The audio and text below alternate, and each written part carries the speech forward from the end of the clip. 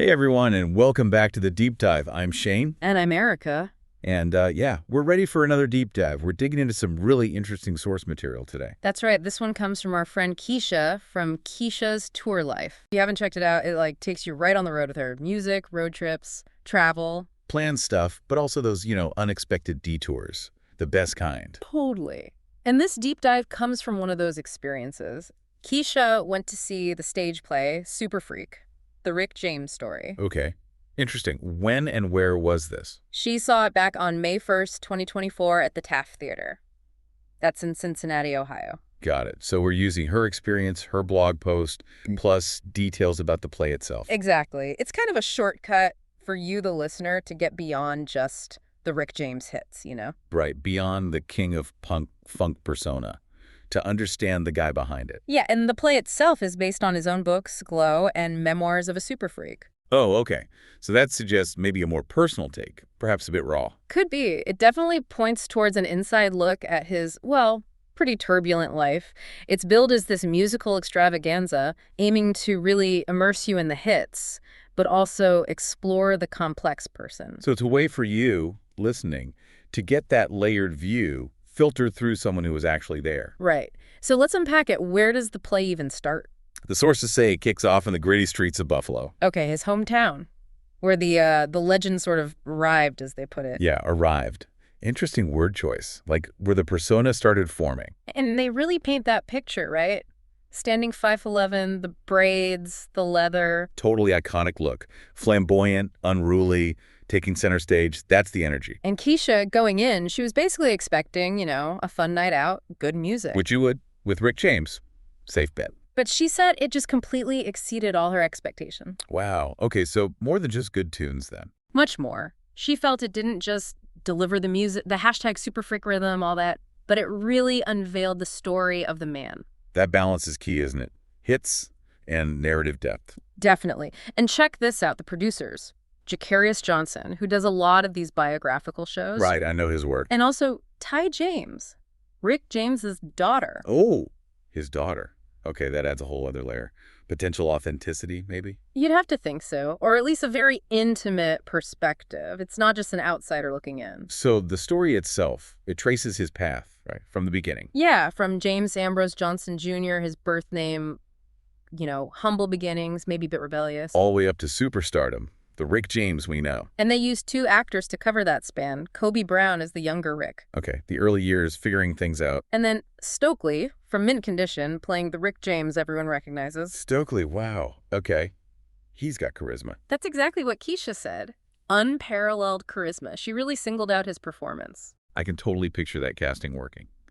Makes sense. So this is where Kecia had her real aha moments.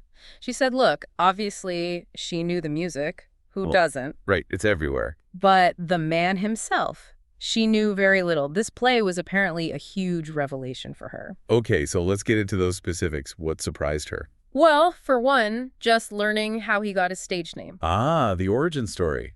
Does the source say what it was? No, it doesn't spill the beans on the how, just that the play explains it. But for Kecia, just knowing there was a specific story behind Rick James, that was new. Yeah, it makes it less like just a cool name and more like part of his journey. Exactly. And then there's this detail that just feels weirdly out of place with the whole Super Freak vibe. Uh-huh. What's that? His time in the Navy Reserves. Wait, what? The Navy. Rick James. I know, right? Navy Reserves. It's such a contrast. You picture the leather and the braids, not, a uniform. That's wild. It makes you really stop and think. How long? What was that like? The source just drops the fact, but the fact itself is jarring. Makes you rethink the simple image. Totally challenges the narrative. But maybe even more surprising, his early music ventures. Oh yeah, get this. He formed a rock band with Neil Young. Hold on. The Neil Young.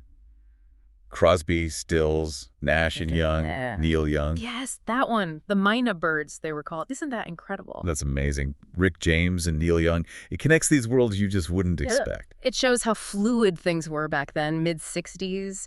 Artists crossing genres. He was clearly experimenting way before the funk sound took over. Totally changes the picture of his musical development. He wasn't just funk from day one. Not at all. And speaking of surprising decisions, the play apparently covers him turning down co-producing an album for Diana Ross. Diana Ross, wow.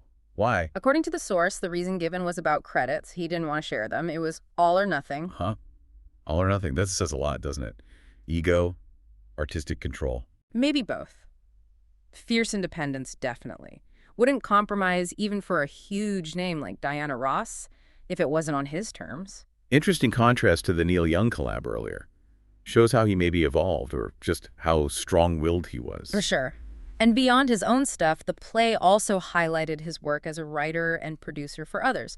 Pop, soul, Cool. funk. Right. We see the front man, but he was behind the scenes too. Yeah, Kecia said that added layers she hadn't really thought about. He was influencing the soundscape in lots of ways. Makes you realize we often simplify artists, you know? Focus on the main thing and miss the rest. Totally. He was clearly a skilled creator, not just a performer. Okay, now, there was one revelation Kecia found really chilling. Ah, yes. The Sharon Tate connection. The play mentioned a party hosted by Sharon Tate. That Sharon Tate. Yes, exactly. The actress tragically murdered by the Manson family. Oh, wow. So what was the connection? The play apparently depicted the event, the tragedy, and revealed that Rick James was supposed to be there. No.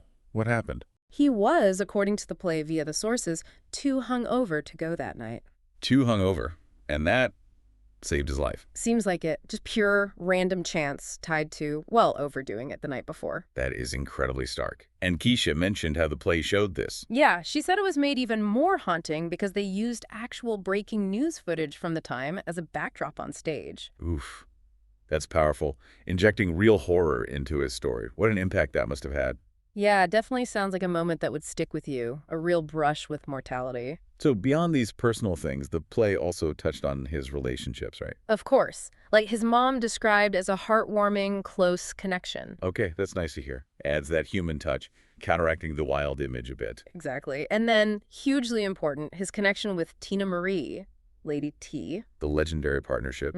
How was that portrayed? Well, Eleni Hansen played Tina Marie, and Kecia just raved about her. Said Eleni can sang, high praise. That's huge. Filling Tina Marie's shoes is impossible, really. Kecia acknowledged that, said, there'll never be another Tina Marie. So they nailed that crucial dynamic. Their chemistry was everything. Sounds like it. And then think about the other connections mentioned, the cameos in the play. Oh yeah, the list was pretty wild, wasn't it? Totally staggering. Miles Davis, Joni Mitchell, Diana Ross again, Ashford and Simpson, Stevie Wonder, The Temptations, Marvin Gaye. MC Hammer, and even Prince. The range. Jazz, folk, soul, funk legends, pop icons, even hip-hop and his famous rival. It really maps out his influence, doesn't it? He was connected across the whole industry, across decades. Absolutely. Shows he wasn't just in his own funk bubble. He was a central figure interacting with giants. Makes you curious about each of those stories, how he knew them all. Right. It paints him as this hub in a whole constellation of stars. So the play itself, the experience, it wove the life and the music together. Skillfully, according to the sources. You get the personal story, punctuated by the massive hits like Give It To Me Baby, Mary Jane, Super Freak. Can't do Rick James without those anthems. No way. And the vibe was meant to be immersive, right? Sink into the hashtag cold-blooded beats, sway to the hashtag motherfunker vibe. Get that physical energy of his music. Yeah. And despite being almost 3 hours long, with an intermission. 3 hours is long. It is. But Kecia said she was captivated the entire time, which says a lot about the storytelling and pacing. Definitely. It wasn't just a concert strung together. And Jacarius Johnson's direction got high marks. Glowing marks from Kecia. She felt he made the story both enlightening and entertaining.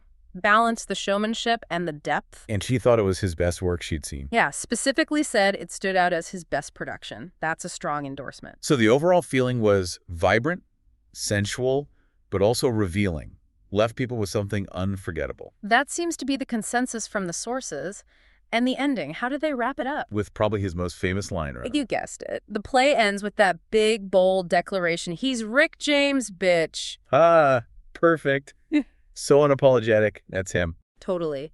And Kecia left feeling inspired, wanting to learn even more. Her big takeaway was about passion and perseverance. Yeah, seeing his whole journey, the ups and downs, she felt it was a testament to those driving forces in his life. That's a positive frame for a life with so much turbulence. It is. She saw the play as more than just entertainment. It was a celebration of this icon whose music and life story, as revealed, influenced so many. So, wrapping up our deep dive here. Yeah. We've walked through Super Freak, the Rick James story, mainly through Kecia's eyes. Yeah, and seeing how it tried to get past just the hits, uncovering things like the Navy stint, the Neil Young band, That Diana Ross decision, the close call with the Tate murders. his relationship with his mom, with Tina Marie, that huge network of connections. It really shows how valuable a perspective like Kecia's is. It's not just that the play revealed these things, but how it landed, what felt significant. Exactly. It reminds you that these larger-than-life figures are always more complex. Rick James, the super freak, was also James Ambrose Johnson Jr., the Navy guy, the rock musician, the son, the producer. Which brings us to a final thought for you to chew on. You have this massive contrast, right? The wild public persona, the turbulent life, sex, drugs, music. And then alongside that, these surprising details. Navy, Neil Young, artistic integrity, family ties, sheer luck surviving tragedy. It's not a simple story at all. Not even close. Yeah. So when you put all that together, the genius, the excess, the conventional moments, the relationships, the near misses, what does it really tell us? Yeah, what does it say about the price of that kind of fame? Yeah. Or the complexity of creative genius? How do you even process a legacy that's got all that packed into it? The groundbreaking music and a life story just as dramatic and contradictory. Something to think about, for sure. If you want to read more about Kecia's adventures in music, travel, and her take on other live events, you can check out her blog at keciastourlife.com. And she's also active on social media. You can find her on Facebook, Instagram, TikTok, and YouTube. Just search for Kecia's Tour Life. Thanks for diving deep with us. See ya. See you next time.